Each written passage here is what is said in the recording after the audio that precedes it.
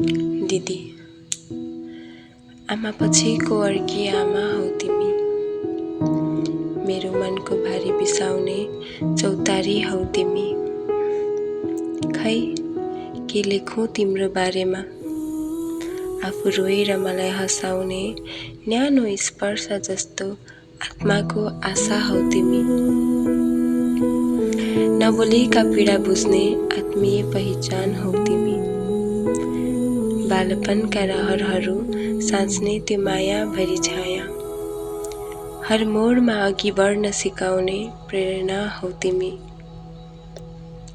आँसु लुकाउँदा मुस्कान दिन तयार हुन्छौ सधैँ, अन्ध्यारोमा उज्यालो बन्न जान्ने त्यो झिल्को हौ तिमी।